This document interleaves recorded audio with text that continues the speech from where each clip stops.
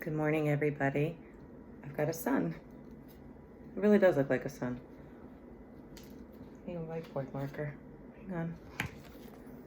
Come on, cat. Get up. All right, whiteboard marker. Here we go. Let's just make it a sun. It's gonna look like a sun like that, right? Oh, I can't see it that way. It has to be this way. Ready?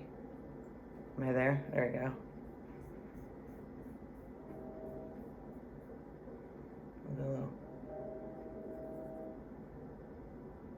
Another little eye. And a smiley face. There we go. We've got a sun. Got a happy sun. I think so. See? Happy sun. Ooh, weird eyes. Anyway, good morning. We are going to read about something that's not so sunny. We're going to read about Edgar Allan Poe and the Surrealists. Of course, I just took my finger out of the page to go get my little marker. Now I gotta get back there. All right. There's a PDF of this biography of Edgar Allan Poe for you that is available in our Day 3 folder. So we're going to read this together. And I just want you to have an idea. You know how I feel about making sure that we sort of know who a person is when we are reading their work. So here we go. No other American writer's biography has been more distorted as Edgar Allan Poe's was for many years. The Poe myth portrayed a life that was spectacularly immoral when in fact it was only unusually miserable and dreary, and even dull. The legend of a Poe who combined the fiend, the brute, and the genius began early and persisted long. On the day of Poe's funeral, a literary rival and secret enemy published an anonymous letter that praised Poe's work but abused his character. He later followed with a memoir that was full of malice, lies, and outright forgeries. As unlucky in death as he had been in life, Poe became the subject of a fantasy that matched the fantasies of his stories. The truth was more prosaic. Prosaic means plain, boring, banal. Poe was born to traveling actors who were then situated in Boston.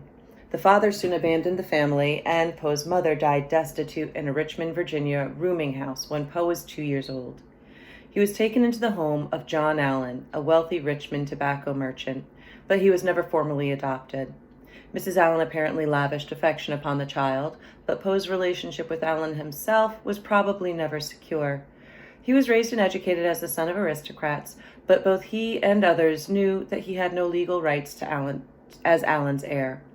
The insecurity of his position became fully clear when at 17 he entered the University of Virginia with an allowance from Allan that Poe considered too small to cover necessary expenses.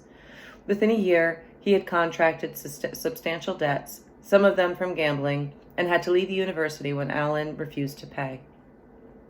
The next few years of Poe's life were made up of rather pathetic attempts to establish his independence and to be reconciled with Allan. He served 2 years in the Army and then, in a vain effort to please Allan, spent several unhappy months as a cadet at West Point. He also made periodic visits home that were meant to regain Allan's favor, but that usually led to bitter quarrels. The troubled relationship finally ended after Mrs. Allan died, and Allan remarried, making it clear that Poe would not be his heir. Poe did, of course, want to be Allan's heir, but he wanted acknowledgement as a son even more. What the failure of the relationship meant to Poe was summed up years later in a single, grim sentence. "The want of parental affection," he wrote, "has been the heaviest of my trials." Oh, that's brutal. Poe had first tried his literary fortunes at the age of 18 with a thin book of poems, which he expanded into 2 later editions, all without receiving any significant recognition. After he left West Point in 1831, with nothing further to be expected from Allan, he lived for a time in Baltimore at the home of his aunt, Mrs. Maria Clem. He turned from poetry to fiction in the hope of making a living. He went to work for an influential magazine, the Southern Literary Messenger, and in 1835, he became its editor. In the same year, he married his cousin, Virginia Clem, who was then 13 years old, and the kindly Mrs. Clem became a devoted mother to her 2 strange children. In a manner, Poe had at last been adopted. Okay, yes, he did marry his 13-year-old cousin, but so did Jerry Lee Lewis. And Elvis Presley also married a minor. It's a thing more in the South in this era, but and marrying one's cousin wasn't either the craziest. I believe Jerry Lee Lewis also, yeah, I think that was his cousin too. He's the guy who sang Great Balls of Fire. If you don't know who it is, ask your parents. If they don't know who it is, ask your grandparents. Okay. He was an industrious and skillful editor. Under his guidance, the Messenger's circulation quadrupled, and his own essays soon established his reputation as a leading literary critic. Unfortunately, he was developing another reputation as well, for emotional instability and bouts of drunkenness. His drinking has been vastly exaggerated. His constitution could not tolerate alcohol, and even a slight amount made him senseless. But the instability it revealed would persist throughout his life. He could work under great pressure, but continued frustration would always upset his uncertain emotional balance and send him looking for a world elsewhere, either in drink or in illusions of future prosperity. Dissatisfied with his meager salary, he left the Messenger in 1837 with unrealistic plans for establishing his own magazine and so becoming financially secure. Frustration with the present and unfounded hopes for the future became the pattern. "I live continually in a reverie of the future," he wrote later. "My life has been a scorn of all things present, in an earnest longing for the future." The imagination became for Poe an escape from the actual and a passage to an inner world of a different reality. Throughout the rest of his brief life, Poe was associated, sometimes as editor, with the various magazines in Philadelphia and New York. During this period, he wrote many of his best stories, along with much hack work. Despite his frantic efforts, he could not escape grinding poverty.